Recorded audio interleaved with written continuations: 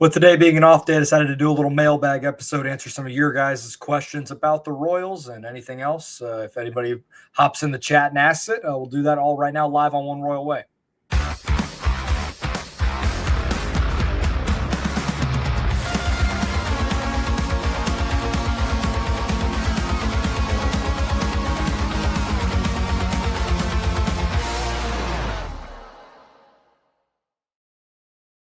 We're back at it here on Kansas City Sports Network. I'm Joel Penfield. Thank you guys so much for tuning in. If you're live on YouTube, like always on Thursday nights, 8:30 Central, we'll be live on Sunday night as well, recapping the series against the Minnesota Twins, which I hit on a little bit yesterday in the episode that went up late last night / early or later on Wednesday night / Thursday morning. So be sure to go check that out. Recapped that series that the Royals won in San Francisco. They're headed to there, got an off day, true off day, and then Minnesota tomorrow. Tomorrow as I'm recording. My goodness, my brain is scattered. It's been a long week. And thank God we got a long weekend coming up with Memorial Day. So hopefully I'll get all recalibrated. But I do appreciate all the support. Make sure you like, rate, review, subscribe, all those good things on audio and video platforms. Hit those notification bells so you know when I go live on YouTube and when our episodes go up. Right when they go up, it'll send it right to your phone. And you'll know the episode's there. So I decided to do a little bit of a mailbag today because we have an off day. We've covered all the games, and there's no new games to cover. So I figured this is a good way to spend our time here on Thursday night.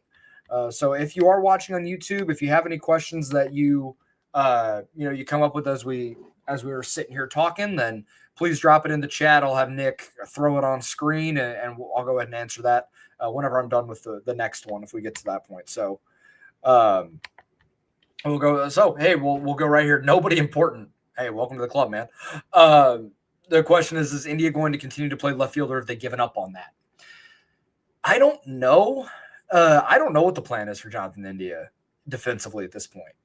But because I don't know if anybody has noticed this, and I haven't tweeted it because I was kind of waiting a little bit. But Jonathan India is the worst qualified fielder, defensive player in baseball, according to outs above average. And that includes his time at third, it includes his time at second, it includes his time in left. It's not exclusive to one position.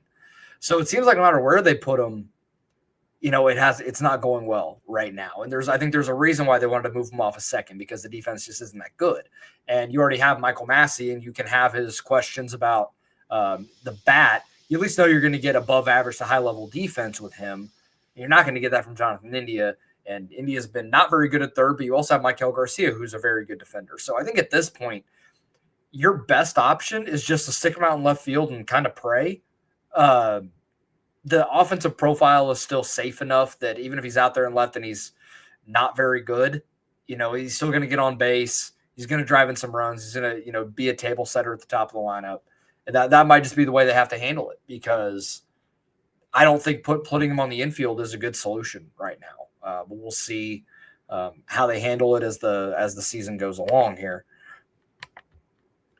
Before we get into the rest of the questions, I do want to give a shout out to Emprise Bank, our sponsor here on the podcast. Member FDIC, our partners in Possible here at KCSN, and on the show. We can't thank them enough for that support. And for anybody that is listening live here, cheers. It is Thursday and, 5 o'clock somewhere, yada, yada. All right, let's hop into some questions here. Arrow over on Discord. Be sure you're if you're member for KCSN, get access to the Discord, hang out there. I hop in there every once in a while. I hop in there for mailbag questions as well as on Twitter. So that's another place you could drop questions whenever I do these sporadically. So are there any minor leaguers other than Cags us fans should be keeping an eye on? So I'm going to try and avoid the obvious names like Blake Mitchell, Carter Jensen, and those types. I'll try and go a little more deep cut here. I'll go across levels and just name some guys. I'm not going to go into a bunch of stats because it's still pretty early for those guys, but just some dudes that I like to have been keeping an eye on as well, and some names to keep an eye on. In AAA, there's really not a ton outside of like the guys that are getting a lot of conversation right now on social media with Cam Devaney, John Rave, Nick Lofton. But there's not a lot else there from like a prospect perspective. AAA isn't a super prospect heavy league in the minors.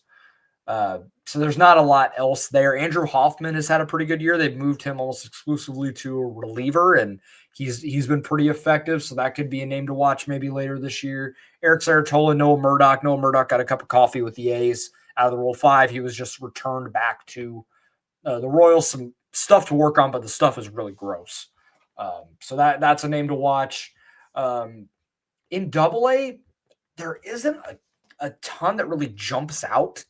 Outside of Carter Jensen, I've kind of given up on Gavin Cross, at least for now. It just has not gone well for him. I like Javier Vaz, but I don't know. It feels like it's probably like a Nicky Lopez type, which we know how that experiment went outside of, what was that, 2021 when he hit 300. Like, we know how it looked outside of that. I like Spencer Nibbins, but he's not hitting a ton right now. But there is a lot of power in there if he's able to kind of hone it all in. Pitching-wise, Kudrna is struggling right now. Double-A is tough. So that's, that's one to keep an eye on, but we'll see. At high A, I like Eric Torres. He's 20 years old, and high A is the youngest guy on this team, and it's a lot of hit over power. But he just kind of finds a way. He doesn't swing and miss a lot, doesn't strike out a lot. It's 15%. It's a 124 weighted runs created plus on the year. I'd like to see him hit a little bit more. Gain just a little bit more power. I'm not asking for anything crazy here, but that would be a name to watch. High A pitchers, I like Felix Aronde quite a bit. A very kind of safe floor type guy. Fastball gets into the mid-90s. He's got a decent feel for some breaking stuff, and he's only 22, so there's still a lot of time. But that's a name I like. Drew Beam is a pretty good prospect to watch as well. A guy, again, really high floor profile. Profile's like a mid-rotation type. 4 pitches that are all average or above. I imagine we see him in Double-A later this year, and he's going to be one to watch over the next couple of years. The low A team excites me. There are a lot of guys there. Ramon Ramirez, that guy's a little more of a top prospect type, but he's not even 20 years old yet. Offensive profile and offensive ceiling is incredibly high because of the power. Osbel Gonzalez is probably my favorite guy in low A right now. If you wanted to dream on an everyday center fielder that you could pencil in at the top of the order, or in kind of like in the Kyle Isbell, like 9 spot, kind of a hit over power, speedy, solid defender. Osbel Gonzalez falls into that category, and he's only 19 years old as well. So the stolen base numbers for him, now the stolen base numbers in low A are absolutely ridiculous. But the guy has 36 stolen bases in 38 games, and that number's come down quite a bit. He's been in a little bit of an offensive slump, but he's still hitting 319 with a 138 weighted runs created plus, and he just hit his first stateside home run the other day. Low A pitching wise, I still like Hero Wyatt. He's young, he's 20, with a pretty good profile. David Shields, that's a little more top prospect type, but a guy that just got to low A, and he's 18. He was 17 when he got drafted. It's in that sort of Mazzucato mold where like the velo's not quite there yet. But as I think I talked about him a couple of weeks ago, the feel to pitch and the command and the feel for breaking stuff is so much better than Mazzucato at that point. And even Mazzucato now, even though he just made his Double-A debut, and I'll talk about him here in a little bit. So those are a few guys. And if you want to even go down to the complex league, Yannicker Ugarte is a name that I've liked quite a bit. Profiles as a third base type. And he's 18 years old, just turned 18. So there's some guys across there are some names to watch outside of the top prospect types that we all kind of familiar with around here. So I hope that answers that question. Matt McMahill, I hope I said that correctly. I apologize, on Discord. Is it realistic to expect the team to go out and get a bat at the deadline? If so, what type of bat is realistic? Is it more likely that we trade a bat to bring up Cags, or to trade for a bat or bring up Jack Caglione? So kind of loaded here. There's a lot of questions that kind of fall into this category. They're all a little bit different, though, so I didn't really need to combine any. I think it's realistic that they're going to go get a bat. The pitching is going to keep them in this division and keep them in the wild card race. So they're going to they should, I believe, put themselves in a position to go be a buyer.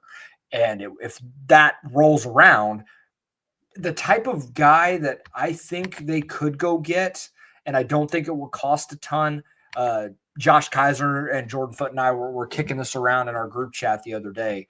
Yandy Diaz for the Tampa Bay Rays kind of profiles the type that I think they could go get. He's controlled into next year. The guy has a really solid track record of just being a very good hitter for a long time now. Maybe not as much power as he had once, but a really good opposite field approach. He'll take a walk. He's not going to strike out a lot. The problem is he's pretty much first base DH only. And that could create some roster crunch concerns because you already have Vinny playing first base DH. You got Salvi catching with a lot of first base DH in there. Potentially Jack Caglione, who is going to be first base DH, and maybe some right field. But that's just that. It's kind of one of those good problems to have that Yandy gives you some options, especially if you want to maybe platoon him a little more against lefties. And on a day where you're giving Fermin a break, Salvi can catch and he can go there. So that would be one name. I don't have a lot of others. Taylor Ward is the name that's going to keep getting thrown around, but that price is probably going to still be pretty high because he's having a really good start to the year. There's not a lot else right now that makes me think, oh yeah, that guy. Jesus Sanchez could be maybe that type of guy as a corner outfielder if they wanted to improve that. He's 27, been around for a little while. It's an 88 weighted runs created plus right now, but the guy does have some big time power, 18 home runs last year as a right around a league average hitter. But it's one of those things where you're running out guys right now with weighted runs created plus in like the 30s, 40s ish, and that's so maybe getting a guy with like an 88 that maybe plays for a little bit better team. You could get a little bit of a bump there. So those would be a couple of guys that I would look at. There's not a lot else, at least right now, and it's still late May. No one had the Royals going and getting Lucas Erceg in late May last year when it looked like the Royals were going to be buyers. It wasn't a name on anybody's radar. So a lot is going to change between now and then. Now, if it's more likely to trade for a bat or bring up Cags, this is a bit of a cop-out, but I think they're going to do both. I think they're going to add a bat, and Jack Caglione acts as a trade deadline bat that can be a spark from the left side with some power. So it's a bit of a cop-out for me to say both, but I think that's ultimately what they are going to do. I don't think they're going to go get multiple bats at the trade deadline. I think they're going to go and get one and hope that Cags can slot in, which I would not be shocked by. We got a few more to get to here, but we do need to hit a break, so we'll go ahead and I'll hit that right after this. Shop Chiefs tickets and more with no fees. Plus, save big with code KCSN at ticketsforless.com, the official ticket provider of KC Sports Network. Success in real estate takes more than vision. It takes the right financial partner. When someone takes something rundown and turns it into something great, that's called a comeback story. Like Brain Group. They take distressed properties here in KC, completely rework them, and then turn them into valuable real estate. But that kind of work needs the right bank behind it. Enter Emprise Bank. They're not about cookie-cutter loans. They saw Brain Group's vision, backed them, and now they're making big moves in Kansas City real estate. Talk about your partner in possible. Emprise doesn't do one-size-fits-all financing. They invest in potential and back growth. Visit emprisebank.com/KC to learn more. Emprise Bank, member FDIC, equal housing lender. It's playoff time, and if you're still just watching games, then you're missing out. With Pick 6 from DraftKings, you can turn your hoops knowledge into real cash. Just make your picks, track your score, and if you hit all 6, you're looking at bigger payouts than Prize Picks Flex Plays. Nobody's dropping better payouts than Pick 6. Hit 6 picks, and that's 25 times your cash. And if you beat your competitor, you could be looking at a 500 times bag in your pocket. And right now, new customers get $50 in bonus picks with just a $5 entry. The playoffs are on, so why not take a shot at making a little money while you're watching? Download the DraftKings Pick 6 app right now and use code KCSN. That's code KCSN to play $5 and get $50 in bonus picks. Better payouts, bigger wins, only on Pick 6 from DraftKings. The crown is yours. Gambling problem? Call 1-800-GAMBLER. Help is available for problem gambling. Call 888-789-7777 or visit ccpg.org in Connecticut. Must be 18 plus. Age and eligibility restrictions vary by jurisdiction. Pick 6 not available everywhere, including New York and Ontario. Void where prohibited. 1 per new customer. Bonus awarded as non-withdrawable Pick 6 bonus picks that expire in 14 days. Limited time offer. Terms at pick6.draftkings.com/promos. Be sure to hit that like and subscribe button if you're hanging out with us on YouTube. If you're watching this after the fact, still do the same thing. I want to try and get this channel to 800 subscribers on YouTube by the All-Star break, which is in mid-July. I think we can get there. We got to from 650 to 700 pretty quick earlier this year. So I think it can be done. Tell your friends, tell anybody to come over and hang out with us and subscribe to this. It helps grow the channel, helps more people see it when you subscribe and when you hit that like button. Let's hit some more questions here. Arrow again on Discord. Who would you be willing to give up for another bat? Now, this is why I'm not a GM, because I don't think this is the way that JJ Picola would think about this. But this is how I think about it. I talked about last year being a year that you make moves in the, kind of in the margins to get better for the roster you currently have. And then because of the extension Bobby Wood Jr. signed, your runway is pretty long for a window to win because of what that guy is able to do. And then in the years later, if you got a chance or you need to make a big addition to kind of get this team over the hump, then you have the chance to do it.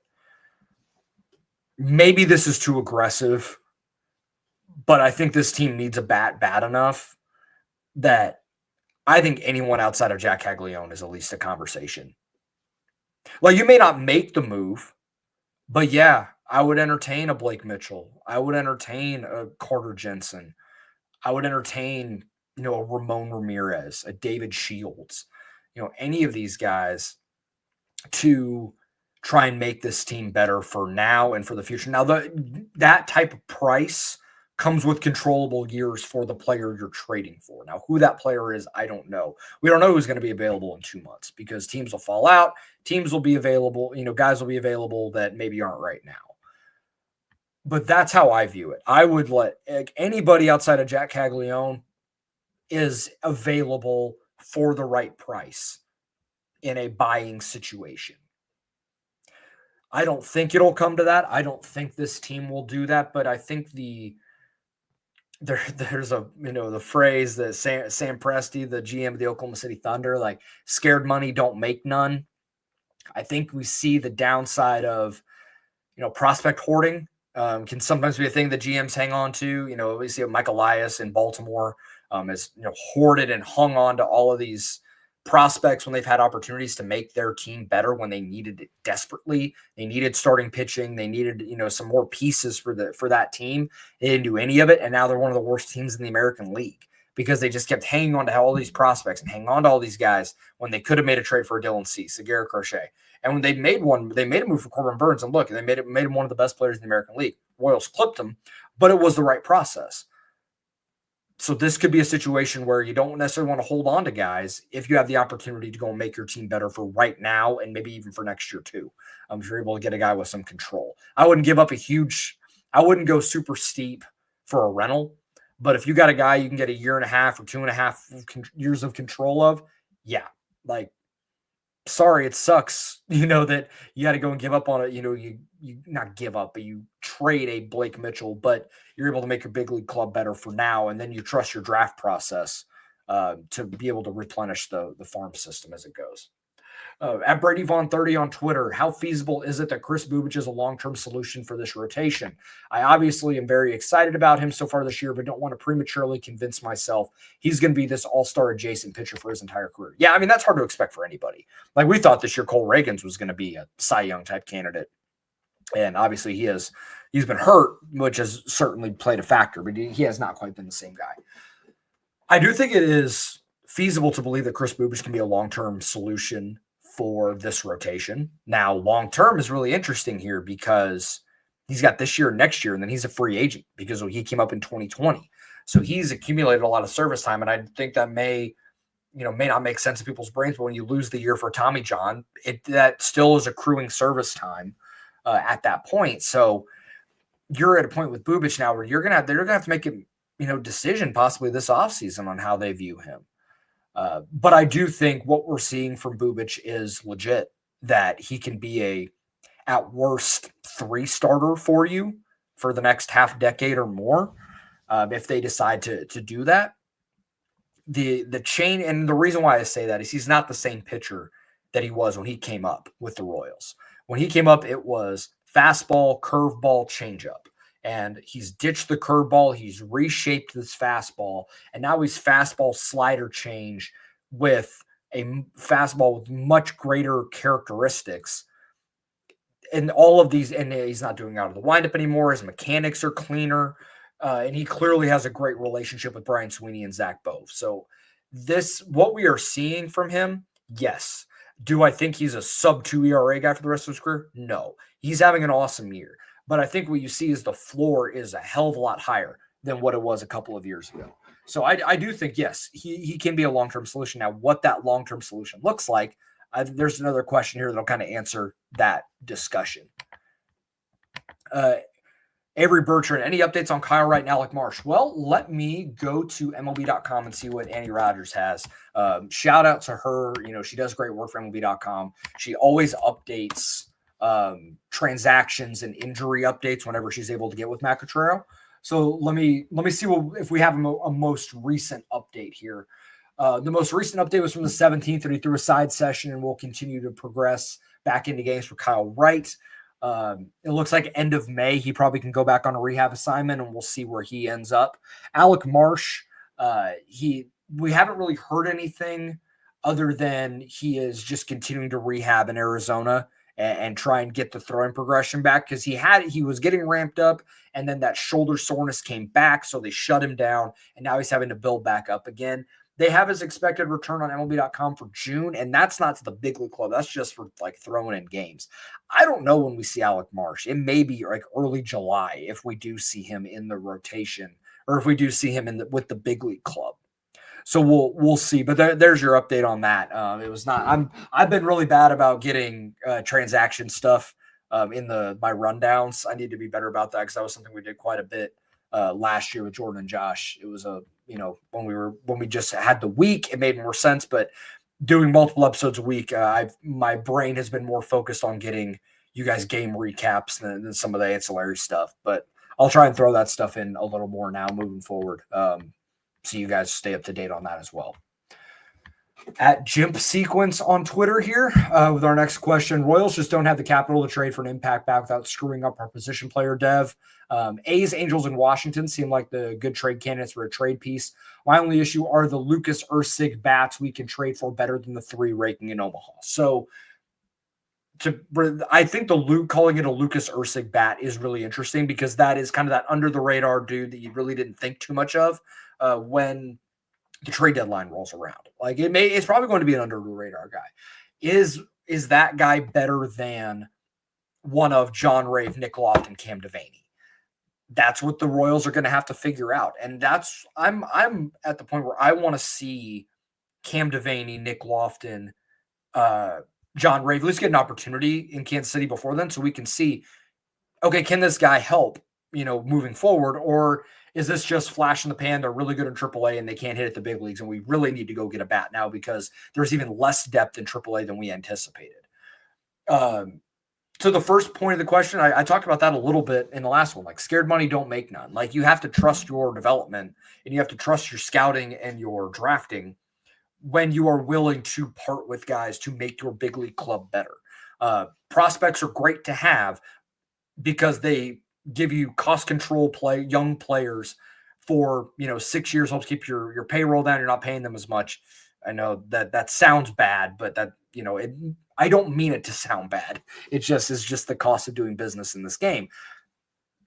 But they can also help you make your big league club better because people also covet those prospects. They want to have them, especially teams that are not very good that, are trying to rebuild through having prospects. It's the kind of the give and take of baseball there. So that would be one to to watch. But I understand the concept of the question that we can't afford to trade these guys, but you also run the risk of what the Orioles are going through. And they had the chance to trade Kobe Mayo like 2 years ago when he was at peak value. And now the more at-bats he gets in the big leagues, the less value he has. And, you look at a Cade Povich as another guy that could, that you can have in that scenario. Like they've had so many guys that they just held on to and held on to and held on to that now they have no value. And now trading them is, going to be really tough to do. And that, puts them in the position that they're in. They're just they've underachieved this year to a pretty significant level. I didn't mean for some of these conversations to be dunk on Orioles session, but when you're 16-32 and everyone thought you were going to be good, that's tough. The Royals, with the way people talk on Twitter during games, you'd think the Royals were 16-32, but nope, they're 28-23 and in the wild card. Say la vie. David Kim on Twitter, how long should the leash for, we got like 3 questions here, so I'll try and hit them quick here. Thank you for sending them in. How long should the leash be for Massey? What happened to Vinny's plate discipline? And who are your top extension targets for this offseason? I love the last question. I will get to that. I'll try and be quick. How long should the leash for Massey be? It can't be much longer. I mean, I love the guy, and I think he has shown he can be an everyday, regular big league player at second base. He showed that last year. Coming to the year, I was super excited. I thought he was going to take that next step. He was an above average hitter last year. This year, he just has not hit enough. He's not walking. He's kept the strikeout rate low, which is fine, but 31 weighted runs created plus, then a near -1 win. Like, that's just not going to win you many games.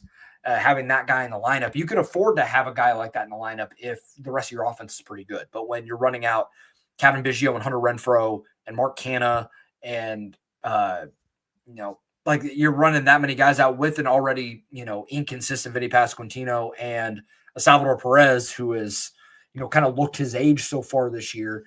You can't have that many guys, and something's got to give. So this is where you can give Nick Lofton a chance, but he's played a lot of third base and hasn't really played much second. Do you want to play Jonathan India at second base when he's shown it's pretty rough over there?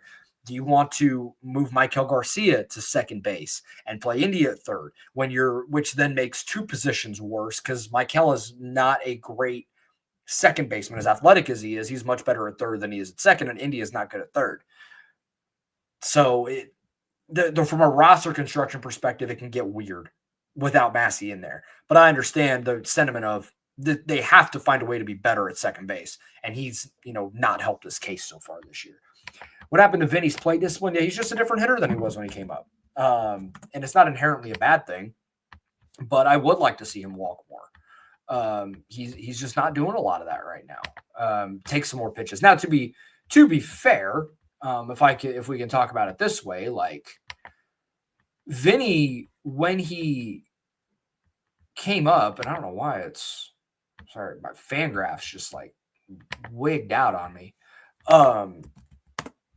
When he came up, he was a much more hit over power, work a walk type of guy. And now he's a different player. He's walking less than 6% of the time. Now, to be fair, he did work a walk yesterday against Logan Webb, and a ball that was on the chalk on the inside corner was called strike 3. It's like, okay, that's really unlucky. Like that's one of those spots. But yeah, the strikeout rate's jumped almost 7% this year. I mean, he's just a different hitter. He is taking more. I think some of it comes from trying to take more chances to be aggressive as a 3-hole hitter, but I don't know if he is a 3-hole hitter. Like I think even last year there were times where I'm like, I don't know, like over the long haul, I don't know if this is a 3-hole hitter. My opinion, and again, I'm somebody with a microphone that means nothing. When they decide to go to Jack Caglione, whenever they decide to pull that ripcord, I would throw him third behind Bobby, because I think Cags is a built-in a lab 3-hole hitter, which then would provide some protection for Salvador Perez, which then could provide some protection for Vinny Pasquantino batting fifth. And, then you can have Michael batting sixth, or you can have India, or you can have Michael go back to lead off where he's been solid this year with being a much better hitter, and maybe bat India sixth, which then maybe changes some of his offensive, his offensive profile a little bit. Maybe it fits a little better for what the Royals are trying to do. But then it would give them options. But I don't think, I understand the sentiment, but I think it's just the way players evolve sometimes. And, we'll see what happens over the course of the full season. Who are your top extension targets?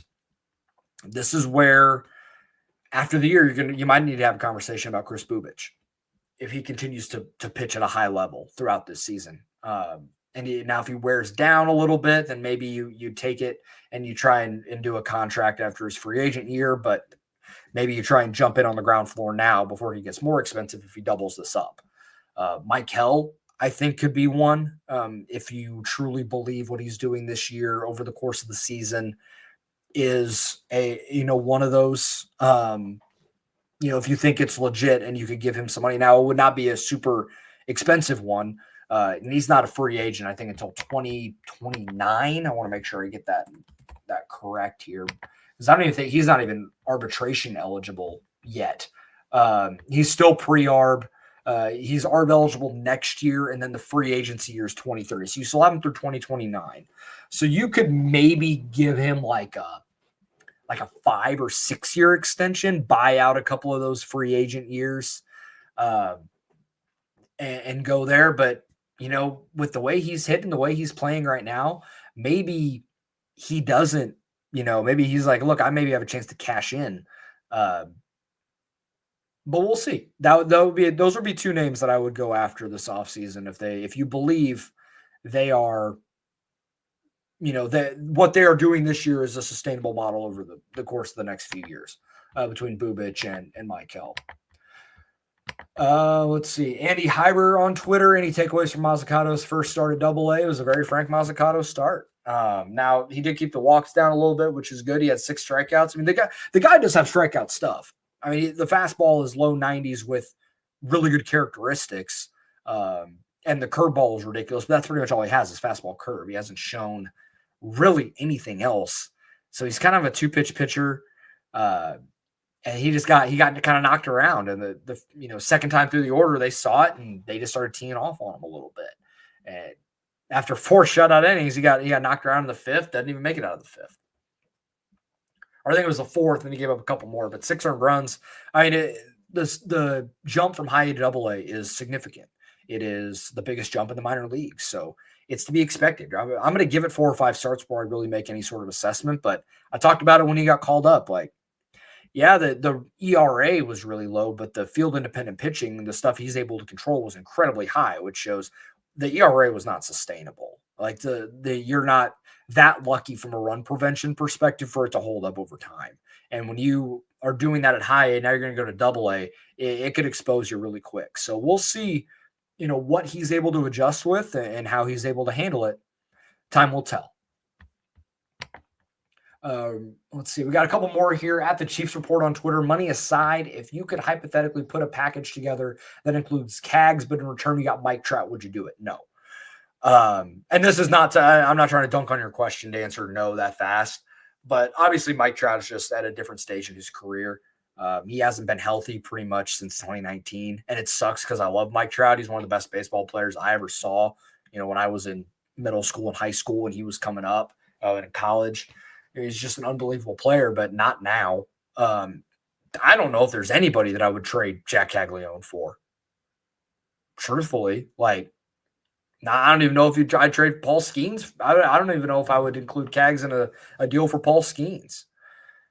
Not saying that Skeens is going to get traded, but he might. But no, I think Jack Caglione is that valuable. That's why I said when it came to who is available at the deadline, anybody but that guy. Because I think he has a chance to be that special. And even if he doesn't debut this year, you could have a Pete Alonso type rookie year next year in 26. If he's able to have rookie eligibility, but they may decide, hey, we need you right now, which also shows how important and how good he is. I understand the money aside part of it. But no, at this point, Cags is the only guy that I'm not trading for anything. I think he's that special. I think he's that talented, and I think Kansas City needs him. At Royals Data on Twitter, Royals Data Dugout. Be sure to check them out. They post really good content over there if you're into like more advanced analytics over the course of the season. What do you think the Royals pitching plan will be on Tuesday against Cincinnati? Another bullpen game where they make the call for Avila. So Tuesday would be where Cole Reagan's spot in the rotation would fall again. And they have right now 4 starters and 9 relievers. This is going to be a cop-out answer. I apologize, but I think it depends on what happens on Sunday and Monday. How taxed is the bullpen? If Bubic gives them a good start and Lorenzen gives them a good start on Monday, then I'm not going to I would just do another bullpen game at that point. Like start Lynch, go, maybe Bolin gives you more than an inning and 2/3, and you go. But if Lorenzen gets blown up on Monday, for instance, and they need, they had to go Johnny Holstaff on Monday, then yeah, you got to go to Luinder Avila just for, a spot start. And that might be the way they have to handle it. But it really depends on how taxed the bullpen is between Sunday and Monday before I'd make that decision. I bet that's a decision we're not going to know much about until post game on Monday. I doubt we get any sort of response on or any sort of answer on that until, well after the fact, after the game on Monday. That's all for questions. I appreciate everyone that sent them in. I'll do this again at some point when we kind of get one of these off day situations where I've already done a recap and, I've already kind of previewed the weekend a little bit and we'll have some time for it. I imagine it'll be around the All-Star break, but we'll see how the off days fall. I don't do a ton of long-term planning. It usually depends on episode to episode because that's the way I live my life right now. I appreciate everybody hanging out with me tonight. Toast game to all you guys for sending questions, for enjoying the content, for supporting the content that I'm doing here. I've enjoyed doing this year, the format that I kind of got into a rhythm with it. I feel confident in what I'm doing, and I hope you guys enjoy it and continue to support. We will talk on Sunday Night Live, 8:30 Central on YouTube. Come hang out, and we'll recap the series against the Minnesota Twins. Hopefully we got some winning baseball to talk about, and we'll talk then. Have a good night, everybody.